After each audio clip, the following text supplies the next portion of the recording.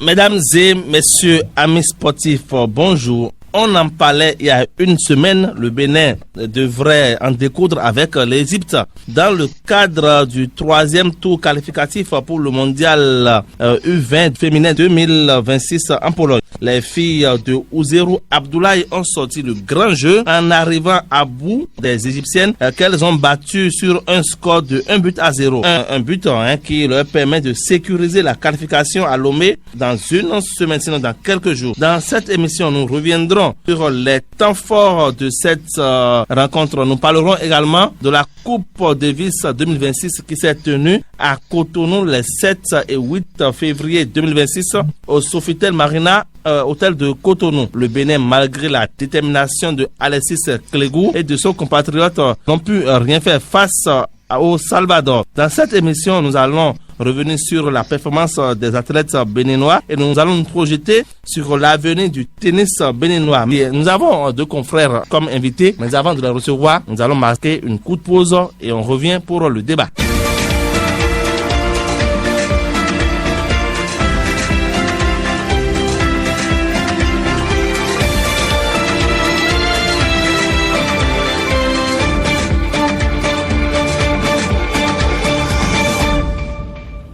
Nous sommes de retour dans ce studio et nous avons deux confrères aujourd'hui. Il y a un qui est en ligne, Marcel Ndebessi. Marcel, bonjour. Serge Avidemé, bonjour. Et bonjour aux amis internautes de Crystal News. Également dans ce studio, Serge Kounou. Serge, bonjour. Bonjour Serge et bonjour à tous les internautes de Crystal News. Marcel, nous allons commencer très rapidement par vous. Nous avons suivi ce week-end les playoffs du mondial groupe 2, n'est-ce pas, de la Coupe Davis qui s'est tenue de l'autre côté de Sofitel Marina hôtel. Le mieux qu'on puisse dire, c'est que le Bénin est relégué au groupe 3. Qu'est-ce que cela vous inspire? Voilà la performance de Alexis Clégou et de Kaloum Agbo-Kwanzo. Voilà. Il faut dire que tout le monde était un peu déçu dans l'ensemble, même si on sait que ce sont ces dernières années nous sommes en train de participer à ce championnat mondial à Davis Cup. Et aussi, nous avons eu cette chance de pouvoir l'accueillir à domicile pour la deuxième fois. Faut-il le rappeler, ça s'est déroulé du côté de l'hôtel Sofitel avec un public chamouillant, avec des soutiens quand même du ministère des Sports qui a tout mis en place pour que nous puissions accueillir l'adversaire qui n'est rien d'autre que le Salvador, un petit pays de l'autre côté qui s'est déplacé. Et quand même, dans les résultats, on est un peu déçu, mais quand même, vous savez, le Béninois aime beaucoup plus parler de l'expérience. Nous sommes en train de prendre l'expérience. Et déjà, quand vous le constatez, une compétition qui s'est déroulée sur 2 jours. Il y a d'abord la première journée où le Béninois était un peu battu au départ. Oui, il y avait comment l'appelle-t-on, Kaloum Agbo-Kwanzo qui avait perdu 2-7, 2-6 et 5-7 face au Salvador, Diego Andrés Duran Delgado. Voilà. Ah oui, c'était lui qui avait ouvert quand même la marque. Côté béninois, il avait quand même, moi j'ai pu suivre malgré la distance, j'ai suivi un peu les différentes rencontres. Agbo-Kwanzo, il a fait le minimum, et le lendemain on savait le ténor, celui sur qui on met beaucoup plus notre confiance, Alexis Clégou, qui a pu faire le nécessaire. C'était lors du deuxième set qu'il avait pu battre Fuentes Vasquez sur le score de 7-6, mais sur les 3 sets, il faut savoir que le Salvadorien, voilà, a pris le dessus en battant à 2 reprises. D'abord 6-1 pour le premier set, deuxième set, défaite 6-7 contre le Béninois. Et enfin, voilà, et puis on voit quand même le Bénin qui est désormais relégué au 3e rang parce que le score de la deuxième journée n'a pas trop marché. Oui, c'est Juno, pour vous aussi, c'est une déception quand vous suivez la Coupe Davis à Cotonou et que celui sur qui on comptait Alexis Clégou avec son expérience, même si lui-même lors de la première journée est venu quand même à bout de Carlos Fuentes, ça n'a pas suffi quand même pour lors de la deuxième journée pour arriver, n'est-ce pas, à bout, n'est-ce pas, de cette équipe salvadorienne. Mais quand vous regardez aujourd'hui, est-ce que on va encore parler de l'expérience. Il faut quand même dépasser, n'est-ce pas, tout ceci. Oui, il faut, comme vous l'avez dit, il faut dépasser tout ceci, mais c'est la première fois aussi qu'on découvre l'équipe du Salvador. Nous, ici au Bénin, c'est Alexis Clégou qu'on a toujours connu depuis quelques années maintenant. Donc, on ne sait pas comment les autres aussi se préparent et ça c'est vu sur le terrain. Donc, les autres sont plus affûtés que nous. Il va falloir très tôt se remettre au travail et peut-être aller dénicher aussi d'autres talents, d'autres tennismen plus aguerris pour faire face à des compétitions durant. C'est vrai, on a accueilli cette compétition-là ici et dans l'ensemble, ils n'ont pas été ridicules. Ils ont mouillé le maillot national, mais ça n'a pas suffi pour passer au second tour. On va retenir le positif et demander à la fédération aussi de faire un travail de vulgarisation du tennis dans les lycées, peut-être dans les coins un peu reculés. Je sens qu'on peut aussi faire quelque chose avec cette discipline-là, mais on ne sent pas un travail comment dire, comme ça se fait dans les autres disciplines. Quand vous prenez des classes sportives, c'est des exemples. On va y arriver, Sergino, tout à l'heure, parce que quand même c'est une discipline qui mérite quand même d'être beaucoup plus vulgarisée, comme vous le dites. C'est vrai que le président Jean-Claude Talon fait de son mieux pour que les choses aillent au mieux, mais on ne sent pas quand même le tennis béninois au sommet comme toute discipline. Il fait de son mieux. On n'a pas assez de licenciés au Bénin. Mon cher ami Marcel Nondegbessi, mais le Bénin espérait quand même aller au niveau 1, histoire quand même d'aller titiller les grandes sommités, n'est-ce pas, du tennis mondial. Malheureusement, il descend. Quels doivent être prochainement les défis à relever par le tennis béninois? Ah oui, les défis à relever, comme déjà mon cher Sergino l'a dit, il faudrait commencer par penser déjà à la base, vulgariser cette discipline-là. En fait, c'est des choses que beaucoup n'aiment pas, mais lorsque ces gens de compétition y arrivent, on y participe pour gagner beaucoup plus d'expérience. Il faut le dire, depuis des années, il y a le championnat national de tennis qui se joue un peu partout, même si je n'ai pas trop médiatisé en quelque sorte comme le foot, le basket ainsi que le handball. Donc il faut vulgariser et puis revenir totalement à la base. Nous sommes relégués quand même. Dans le groupe 2, on sait que c'est comme ceux-là qui essaient de mieux faire et en tout cas on peut dire les moyens. Et cette partie, on vient vers le groupe 3.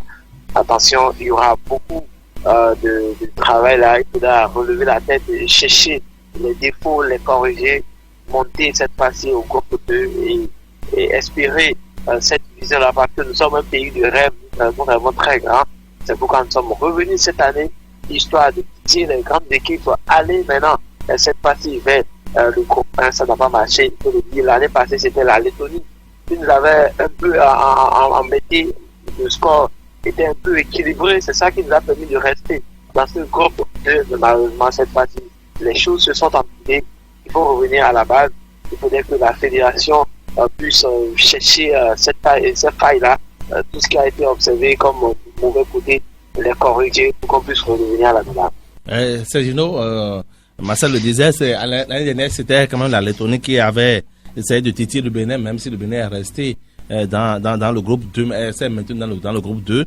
Aujourd'hui, on descend d'un cran, mais ce n'est pas quand même une raison pour se décourager. Non, ce n'est pas une raison pour se décourager. Il faut continuer par travailler, améliorer ce qu'il faut améliorer aussi. Et voilà, donc le plus important, c'est de maintenir le cap là et aller aussi avec ce qui a fonctionné et laisser ce qui n'a pas marché. Voilà, donc j'espère qu'avec ce niveau et tout ce que la fédération met, comme vous l'avez dit, ils peuvent l'année lors de la Coupe Davis à venir remonter à ce niveau-là. Au niveau 1 même si c'est au niveau 2 d'abord, ouais, et puis après aller essayer de se maintenir, être constant à ce niveau-là et après maintenant essayer d'aller voir le niveau 1, mais ça ne se fera pas sans un travail de base réel, sans un effectif vraiment aguerri, parce que vous avez vu le Salvador, ils étaient venus très très très déterminés Salvador, un petit pays, l'île de Salvador, que vous-même vous voyez là. Donc, très déterminé. Vous sentez que c'est des gens qui travaillent, qui font de ça quelque chose de très sérieux, qui sont assidus. Et ça, on a vu, hein, ils étaient même très à l'aise sur la cour du tennis. Oui, voilà, au niveau du Sofitel, ils étaient très, très, très à l'aise. On dirait qu'ils étaient chez eux. Qu'ils étaient chez eux. Et voilà, donc, il faut retenir ce positif-là et aller de l'avant. Marcel Ndebesi, il faut dire quand même qu'en double à la deuxième journée, comme on le disait, Kaloum Agbokwanzo et Alexis Clegou, eux aussi ont perdu en 3-7 à 1 face à la paire Juan Carlos Fuentes Vasquez et Diego Andrés Duran Delgado. Mais au-delà de tout ceci, et Marcel Ndebesi, on n'a pas constaté quand même qu'au Bénin, la politique sportive mise en place par le gouvernement par rapport aux autres disciplines, je veux parler de foot, de handball, de basket, de l'athlétisme, du volleyball, par rapport aux classes sportives, ce n'est pas aller vers les tennis. Est-ce qu'aujourd'hui on n'a pas intérêt à aller vers là pour que nous puissions avoir beaucoup de licenciés, histoire d'améliorer les performances béninoises? Oui, forcément, comme Sergio l'a dit, il faut aller à la base. Et lorsque nous parlons de la base, c'est là la détection organisée des championnats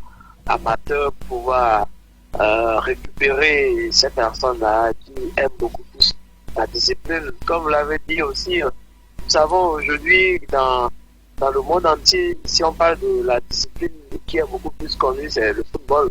Après le football, nous avons le basket, le hand, en tout cas, ainsi de suite. Et le tennis, il faut le dire, le Bénin n'est pas forcément un pays qui a l'habitude de pratiquer cette discipline-là. Aujourd'hui, il y a beaucoup de disciplines que nous pratiquons de façon cachée, de façon interne, que nous ne connaissons pas. Et c'est lorsqu'on parle de la participation du Bénin qu'on se demande, mais attention, est-ce qu'il y avait cette discipline-là qui se pratiquait? Maintenant, on vient de participer à une deuxième fois à quelque chose où on n'a pas pu atteindre l'objectif donné.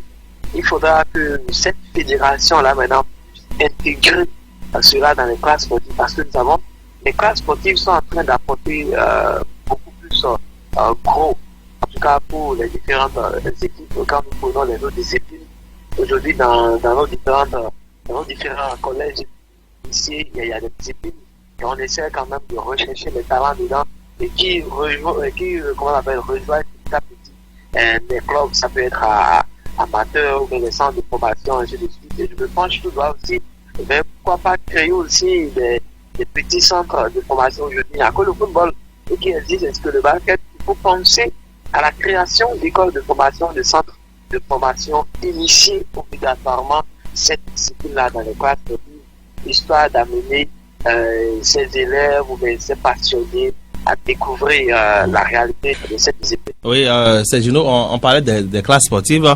Le gouvernement n'a pas encore intégré cette discipline-là, mais aujourd'hui, il faut se reconnaître qu'on n'a pas assez de cours de tennis, c'est à part ce que nous avons au stade Charles de Gaulle, ce que nous avons au stade de l'Amitié. C'est vrai, quand on est en train de vouloir construire à Vlekété de l'autre côté, mais c'est pas encore une réalité, Sofitel, voilà, et d'autres bonnes volontés qui essaient quand même de faire quelques cours de tennis. C'est pas encore ça quand même pour avoir assez de licenciés au Bénin aujourd'hui.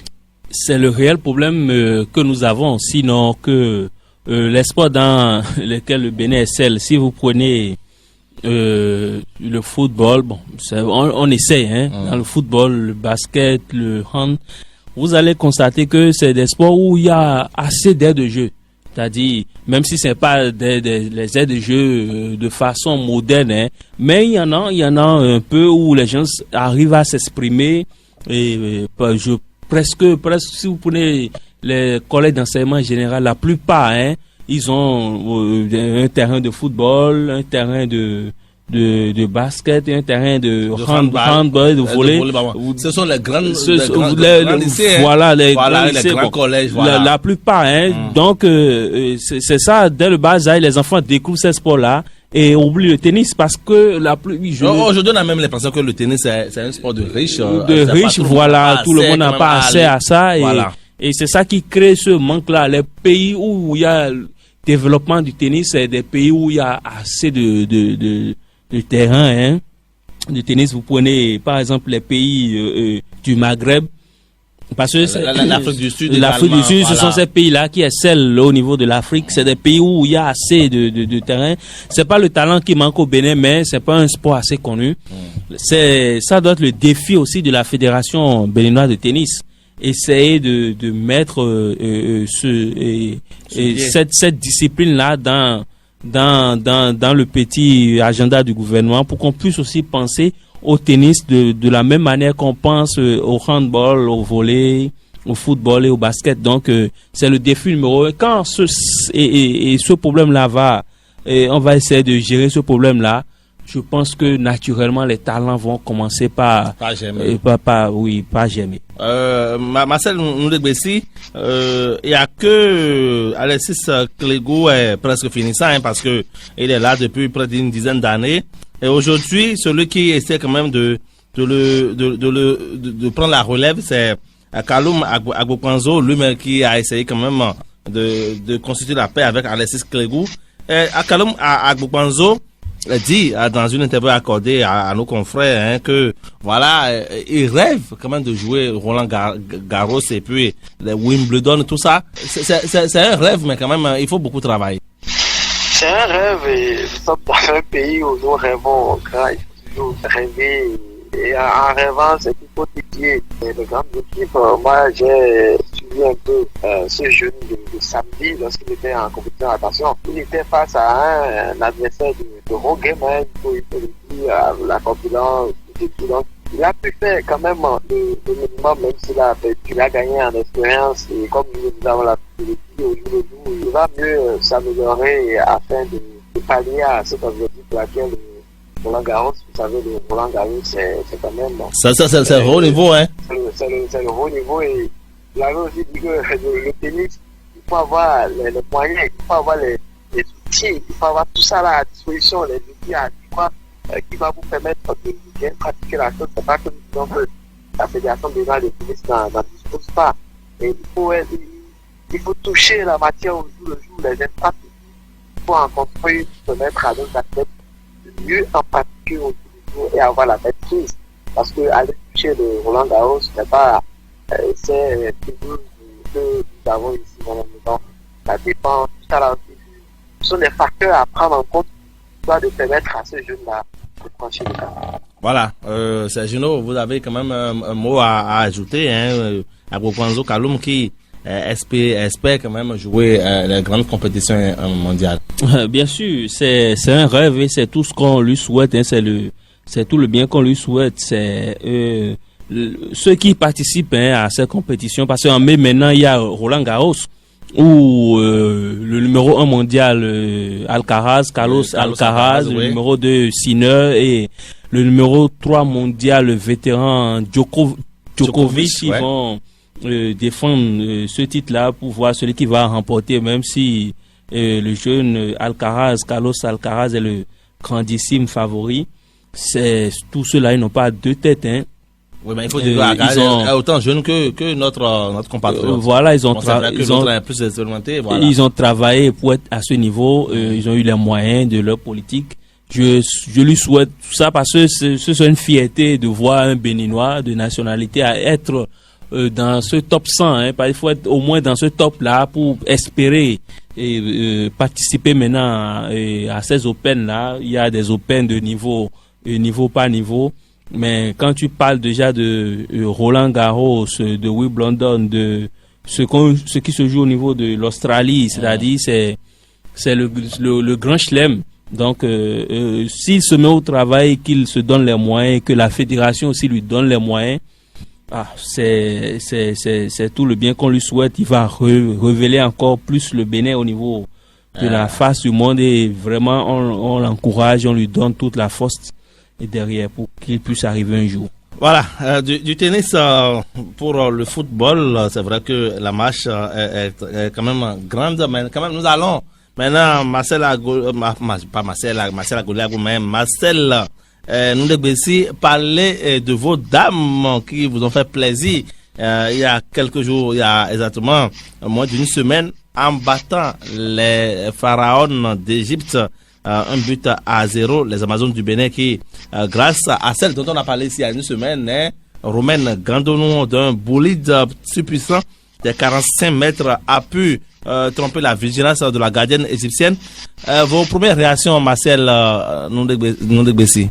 Bon, moi, au prime abord, quand on avait d'abord du mal à suivre la rencontre en ligne, il n'y avait pas de bien vision en direct, et c'était grâce à nos correspondants qu'on a avoir le score. Au prime abord, moi, c'était du score, c'est vrai, l'Égypte, on ne maîtrisait pas trop l'adversaire, mais avec l'effectif qu'on avait, je me disais que je suis beaucoup plus en contact avec les filles, je mettais l'effectif, je me disais qu'on allait beaucoup plus faire le job à l'extérieur. C'est vrai, une victoire à l'extérieur, 1-0, c'est une victoire, mais de fois ça rentre ta main un peu le doute, même si on sait qu'on veut à domicile. Dans l'ensemble, ce n'est pas mal. Et c'est après le match que nous avons eu des informations sur l'équipe égyptienne. Et ça dit, c'est une équipe qui a pris tout le temps d'analyser les matchs, comment on appelle, de l'équipe béninoise. Ils connaissent déjà les forces et les faiblesses. Une équipe joue un adversaire qui joue avec 5 défenseurs derrière. Attention, ça a été très très difficile pour nos attaquants de pouvoir percer cette défense-là. Mais on va dire heureusement, il y a eu cette frappe de tête de Romaine Gandonou qui disait à la fin de la rencontre qu'elle avait senti que la gardienne était sortie légèrement, donc il a essayé de taper le ballon, elle a tapé, ça va au fond du filet, 1-0 et espérant que la match retour, on peut pourquoi ne pas mettre de 3-4. Sinon, Marcel est déçu, vous êtes aussi déçu malgré la victoire? Non, moi je ne suis pas déçu, au contraire, je suis très fier du résultat, de la performance de ces dames. Il faut noter quelque chose, elles n'ont pas encaissé de but à l'extérieur. Et c'est l'Égypte, l'Égypte, souvent les pays arabes, par le passé on a vu, je pense que c'était les U17 en temps, où on a fait un match nul ici au Stade Charles de Gaulle, où on a perdu au Maroc. Je pense que c'était le Maroc. Exactement, c'était d'abord avec les U20. Ici, on avait, disons, 8 U20, ils avaient battu 2, elles avaient battu 2 du moins. Là-bas, ils ont battu. Après la U17, je me rappelle de ce match-là, un but partout entre la U17 et qu'ils ont battu. Il y a aussi cette victoire il y a à peine 2 ans, c'était en février 2023, où on avait battu la U17 2-0. Malheureusement, elles ont égalisé là-bas et nous ont éliminé de la course aux éliminatoires de la course du U17. Voilà, donc si vous voyez ces résultats-là et aujourd'hui, ces jeunes dames-là arrivent maintenant à aller gagner les pays du Maghreb à l'extérieur, il faut noter qu'il y a de l'amélioration dans le jeu, il y a eu de l'amélioration dans l'aspect, c'est-à-dire dans l'organisation aussi du football féminin. C'est très bien. Et aussi, il faut noter que les Égyptiennes aussi ne sont pas venues pour vendre de la moutade. Elles ont bien analysé l'équipe du Bénin. Et à la fin, j'ai suivi une interview où le coach Ouzerou disait que sur l'aspect du jeu, il avait compris que les Égyptiennes avaient lu le jeu des Amazones, où c'était qu'ils savaient, ces Égyptiennes-là savaient que les joueuses du Bénin évoluaient beaucoup plus en contre-attaque, c'est-à-dire s'appuyaient sur la vitesse de celle qui est la buteuse et de l'autre côté aussi. Donc, elles étaient derrière à les attendre. Elles ne voulaient pas faire d'erreur pour encaisser de buts. Et l'option qui se présentait, c'était d'essayer de tirer de loin. Et c'est ce qui a marché. Et la buteuse Gandonou Romaine, elle a bien appliqué ce qui a été demandé, où cette frappe-là de 30 mètres a fini au fond des filets. C'est tout ce qu'on peut demander. Elles ont fait le job. Même si elles n'ont pas marqué 3 à 4 buts, c'est pas qu'elles ont eu l'opportunité, elles n'ont pas fait. Bon, elles ont peut-être essayé, ou ça n'a pas fonctionné, tout ne fonctionne pas comme on le souhaite. Le plus important maintenant, c'est de valider la qualification au niveau de Lomé, même si à défaut de gagner ce match-là, de faire un match nul, de valider la qualification, de valider la suprématie du Bénin face à l'Égypte. C'est ce que moi, j'aimerais voir au niveau de ce match retour-là, c'est-à-dire la manière pour valider, hein, pour consolider cette victoire-là, pour passer au cap suivant. C'est le plus important actuellement. Marcel, on a quand même du pain sur la planche encore parce que il nous reste au moins 3 matchs pour se qualifier. Ça commence par le match retour à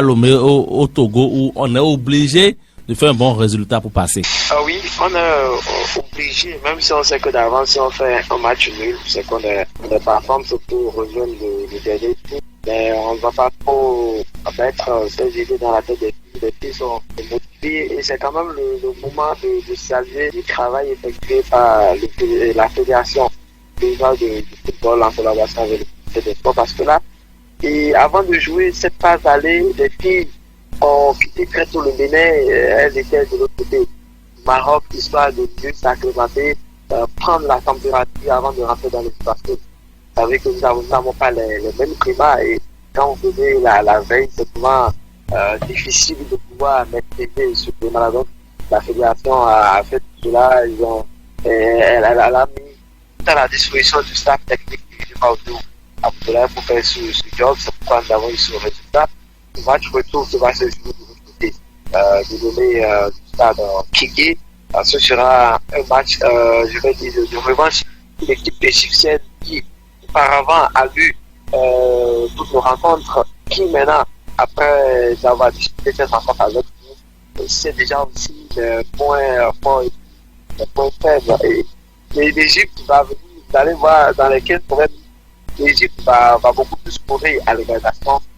Nous aussi, on aura forcément notre plan de jeu tactique, soit d'empêcher cela. À l'aller, il y avait une défense qui était mise en place, qui était cette fois-ci, si jamais cette défense-là, je disais au même point, le staff du côté égyptien voulait jouer un jeu de progression, c'est-à-dire aller égaliser pour marquer des buts. Attention, Romain ne peut plus jamais pour plus frapper fort. Et comme vous l'avez dit, on a encore 3 matchs. D'abord, ce match le vendredi. Et si on arrivait quand même, on le pourrait très bien passer dans ce troisième tour-là. Maintenant, affronter le vainqueur de la double confrontation entre la Côte d'Ivoire ou la RDC et la Côte d'Ivoire avait gagné pratiquement 2-0. Et de la manche aller au stade au Côte d'Ivoire. La Côte d'Ivoire va se déplacer cette partie du côté de Kinshasa pour pouvoir jouer la phase. Après tout, si la Côte d'Ivoire gagnait, c'est qu'on allait rencontrer la Côte d'Ivoire de l'autre côté. Une équation qui est, disons, un peu difficile pour le Bénin et pour les supporters béninois, parce que beaucoup de supporters béninois aujourd'hui, au but de la match, allaient se disent déjà que nous allons franchir, comment on appelle, ce tour-là, qui est derrière le dernier tour, le 4e tour, histoire de franchir, pourquoi pas les portes de la France. Sergino, la manche retour s'annonce décisive, mais si on passait la Côte d'Ivoire ou la RDC, quelle serait pour vous la clé pour ces rencontres? Oui, mais c'est au contraire de l'Égypte, hein, on n'a pas la pression. C'est l'Égypte qui a la pression actuellement. Donc, nous, on va jouer comme on sait le faire. J'ai confiance en ces dames-là. Je l'ai déjà dit ici que moi, je crois beaucoup plus au football féminin et j'ai l'impression que les dames vont rapidement gagner un trophée avant les hommes. Donc, je ne me trompe pas et je sais qu'un jour ça va arriver. Notre équipe, elle va jouer comme elle a l'habitude de jouer. L'Égypte va attaquer parce que c'est elle qui est en difficulté, c'est elle qui va vouloir d'abord remonter au score, maintenant et essayer d'égaliser. Donc, elles vont pas jouer derrière, elles vont sortir pour jouer. Et là, ça va nous créer des situations de but. J'ai confiance aux 2 flèches qu'on a devant, Romaine et puis Germaine. Je sais que quand elles auront des occasions, elles vont les mettre au fond. Je n'ai pas peur. Le reste, c'est de demander aux filles de jouer beaucoup plus sur le mental et sur la concentration. C'est ce qui est important dans ces genres de matchs. Rester concentré, rester focus et le reste, ça va aller. C'est pas que l'Égypte est plus forte que le Bénin. On a vu au match aller où on a gagné. Donc, il y a plus de peur à avoir. Il faut rester concentré, jouer son football naturellement et profiter des occasions et marquer. Là, si on passe, et j'ai foi qu'on va passer. Peut-être ça sera la Côte d'Ivoire qui a battu la RDC 2-0. Bon, la Côte d'Ivoire qui est quand même une équipe très forte. Oui, une nation habituée de cette compétition-là. On verra si c'est la Côte d'Ivoire. Ça va se jouer, j'ai confiance. Il y a beaucoup de joueuses maintenant qui sont habituées à ce genre de compétition. Quand tu prends Romaine ou Germaine aussi. Donc voilà, on verra ce qui va se passer. Il faut beaucoup plus les encourager, leur donner de la force pour qu'on puisse remporter cette manche-là et valider la qualification. C'est ce qui est important actuellement. Marcel, quelles seront pour vous les clés de cette rencontre? Les clés de cette rencontre, comme c'est vite s'offrir les premières occasions. Et d'ailleurs, moi, j'y serai pour pouvoir pousser les Amazones à la victoire. Les premières occasions qui vont se retrouver dans les premières minutes pour les concrétiser, avoir quand même une bonne défense, un bon milieu de terrain qui sera capable de vite alimenter Romain et puis Germain. Vous savez, pour cette match retour là, comme cela a été pour l'aller, les défenseurs égyptiens vont beaucoup plus bloquer cette fille là à Romain qui soit de l'autre côté. Germain, parce que c'est des filles qui, lorsque vous voulez laisser un peu d'espace, attention, elles vont vite transpercer votre défense. Donc, le job va beaucoup plus se baser au milieu de terrain avec une certaine versatilité. C'est elle qui va beaucoup plus faire le jeu avec ses coéquipiers qui vont rester là. Avoir une bonne défense qui va beaucoup plus parler, combiner sur le côté. Il faudra faire sortir le ballon et ne pas quand même se mettre beaucoup plus sur la tête cette pression. Parce qu'on l'a dit, l'Égypte a une pression dans la tête. Commencer le jeu du début jusqu'à la fin, d'abord en cherchant l'égalisation, et puis pourquoi pas ne pas remporter. Mais si la pression débute côté égyptien et que côté béninois, on n'est pas concentré pour jouer son football, on peut rapidement se faire passer, vous savez, avec les dames, lorsqu'elles voient que le jeu change, attention, la mentalité aussi, ça change. Mais nous avons un staff bien en place, un staff discipliné qui a quand même ce potentiel-là pour pouvoir motiver les filles, placer les mots avant le début de cette rencontre. Mais je pense que les filles vont passer. Sergino, Marcel pense que les filles vont passer, on n'a pas de doute à ce niveau. Mais pour vous aujourd'hui, est-ce que franchir le cap ivoirien ou congolais, ce serait quand même le plus grand défi? Oui, ça soit le plus grand défi parce que chez les U17, on n'a pas franchi ce cap-là face à la Zambie. Et c'était une déception pour ces filles-là. Je pense que le Romaine aussi était de la partie.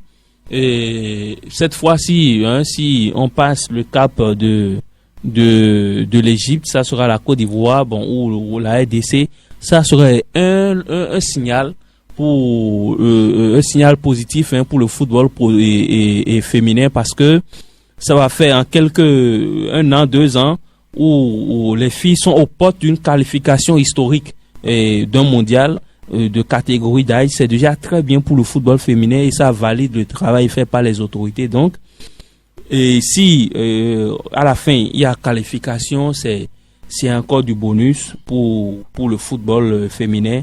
On va beaucoup plus les encourager et à travailler beaucoup plus. S'il n'y avait pas ces investissements-là, s'il n'y avait pas tout ça, on n'allait jamais découvrir cette pépite-là comme Romaine, avec toutes les filles-là, toutes ces filles-là que vous voyez aujourd'hui. Donc, il faut continuer par travailler.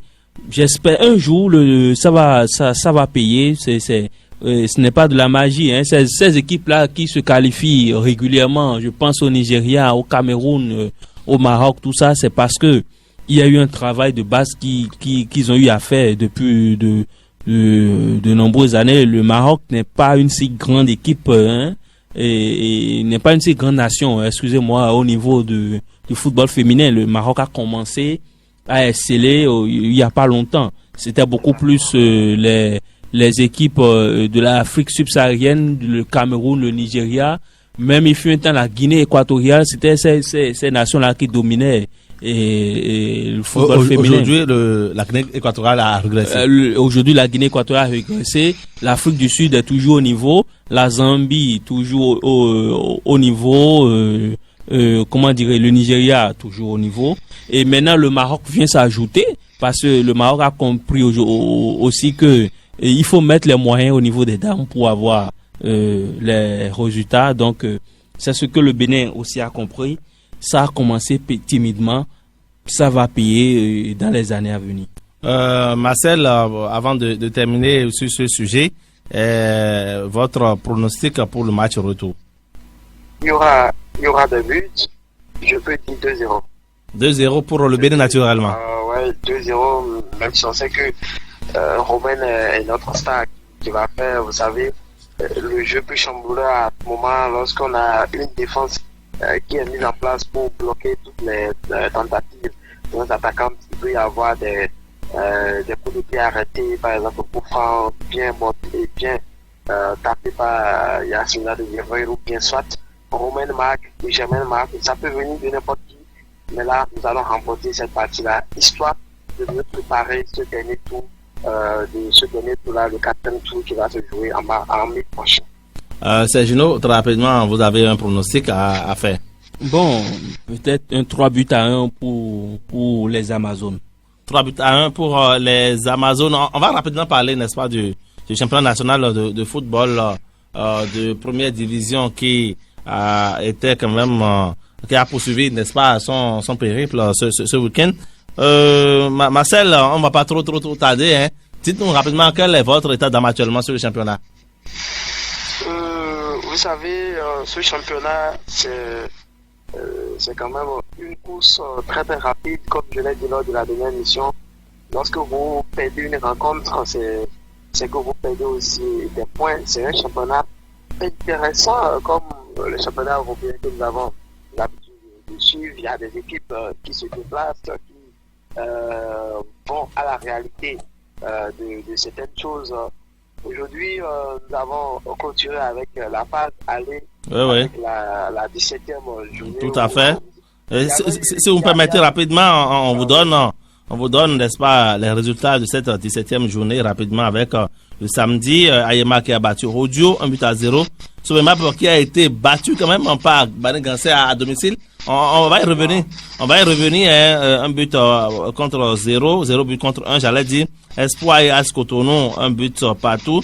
Cavalier qui a fait également le même score, 1 but partout face à Aspac. Et puis le SS Craqué qui bat Dynamo d'Abomey et un but à 0 à l'extérieur. Le dimanche, Asvo qui a battu la GS Koubert, 3 buts à 2. Damissa, quand même, qui est...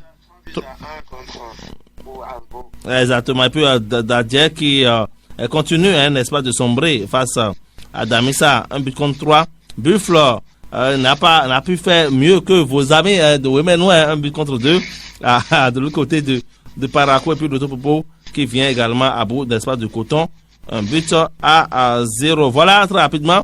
Le mieux qu'on puisse dire, on va rapidement parler, Sergino, de Sobemap, le leader qui perd des points. Oui, mais ça a toujours été le problème de Sobemap depuis quelques années. Tout le monde est unanime que Sobemap propose l'un des meilleurs footballs du Bénin depuis quelques années.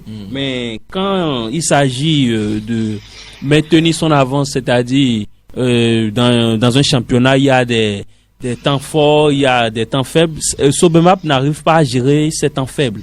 C'est ce qui fait que cette équipe-là, vous allez voir souvent à la fin, Sobemap mène la danse jusqu'à un niveau donné où et puis après ils craquent, où ils vont quitter la première place, ou retrouver la 3e place, à la 4e place. C'est ce qui manque à cette équipe. Sinon, ils ont tout pour gagner ce championnat-là. Mais ce n'est que la moitié. Et on va voir ce que ça va donner quand ça va recommencer, ce championnat-là. Pour le moment, ils sont en tête avec 2 points d'avance sur les Buffles. Et voilà. Malgré la défaite face au Dragon. Malgré la défaite, non, face à Bané-Gansé. Buffle non, aussi. Je parle de Buffle qui a perdu aussi, face au Dragon. Oui. Et malgré la défaite face au Dragon, il demeure 2e parce que Coton aussi a perdu. Exactement. Face à Loto. Et voilà, et malgré la victoire de Lotto, Aspac est quatrième au classement. Voilà, c'est un championnat très serré. En sixième position, vous avez AS Cotonou avec 29 points. Septième, Damissa avec 26 points. Dynamo, huitième avec 25 points. Les Dragons sont neuvième. Malgré la victoire. Malgré la victoire, 22 points. Et en dernière position, vous avez Dadjer qui ferme la marche. Avec naturellement, avec tous les problèmes de Dadjer. Mon cher ami, Marcel, tous ceux-là qui font la concurrence ont quand même perdu. Je veux parler de Coton, je veux parler de Sobemap, je veux également parler des Buffles. Voilà, qu'est-ce qui se passe aujourd'hui?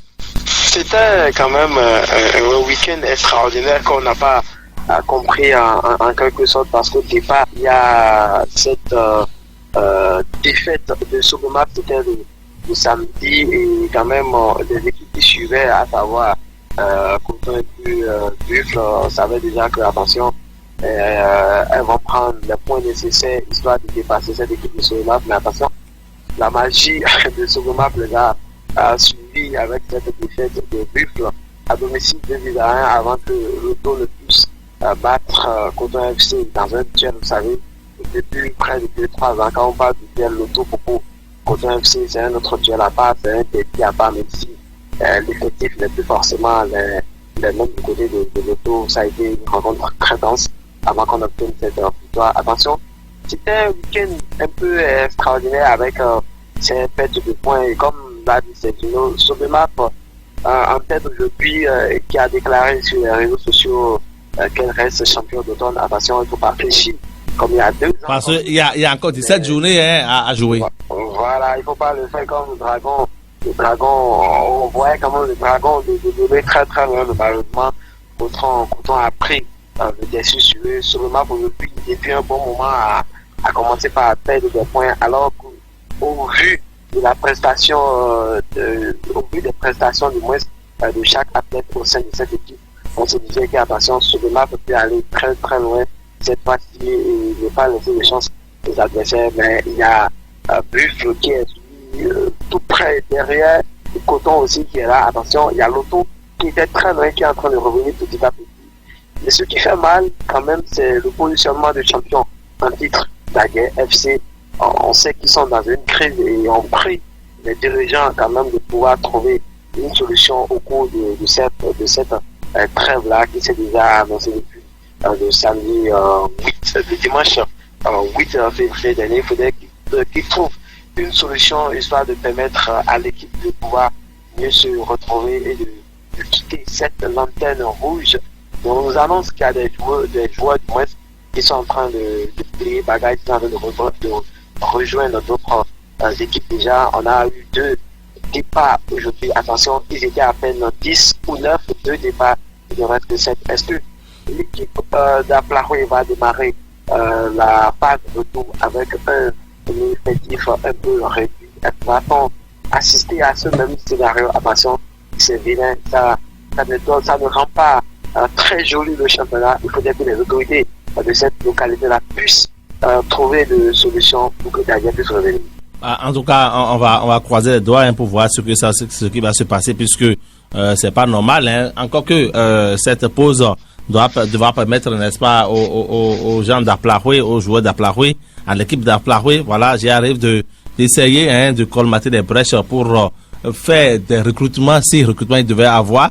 J'espère que la SONEB également mettra la main à la poche pour que les meubles soient sauvés de ce côté, puisque ce n'est pas normal qu'on ait un championnat où 10 ou 9 joueurs vont monter sur le terrain pour jouer. Ça, ce sont des pratiques que nous avions constatées au temps de Jésus-Christ. Aujourd'hui, nous sommes en 2026, c'est nous, et puis on ne doit plus voir des choses comme ça. Ça ne se passe nulle part dans le monde, si ce n'est que dans mon pays, le Bénin. Nous allons chuter avec les 7 minutes qui nous restent. Marcel, on va rester avec vous. Vous avez suivi la CAN de handball, les Béninois qui sont également passés à côté. Bon, est-ce que les Béninois sont passés à côté parce qu'il y a de cela 30 ans que les guépards handballeurs ont pu goûter à cette compétition, et grâce aux efforts multiples du président de la Fédération béninoise de handball. Il s'agit de M. Sadibou Karimou. On a eu ce retour, cette résurrection-là de Guépa, même si on sait que dans les préparatifs, on a eu 5 ou 6 bons néo Guépa qui sont venus renforcer la tanière des Béninois pour cette compétition. D'abord, au départ, l'équipe a connu des défaites, mais vous allez voir, l'équipe a grandi en expérience tout en revenant petit à petit dans la compétition. D'abord, éliminé de la phase de groupe et aller maintenant se retrouver du côté de la coupe du président. C'est une coupe qui était initiée quand même pour permettre à ceux qui étaient éliminés lors de la phase de groupe de pouvoir quand même jouer cette compétition. C'est en quelque sorte de placement pour pouvoir oui, qui va occuper la dernière place avant-dernière et ainsi de suite. Exactement, et c'est au cours de cette compétition-là que, attention, le Bénin a pu réagir avec c'était plutôt attention. J'ai pu suivre un peu quelques rencontres grâce à la diffusion sur la télévision nationale. Nous avons suivi quelques prestations là de nos envoyés. C'était pas mal quand même. Au départ, un peu déçu, mais dans le fond, il y a beaucoup de choses à gagner. Il y a beaucoup de choses aussi à corriger, histoire de revenir encore plus fort après.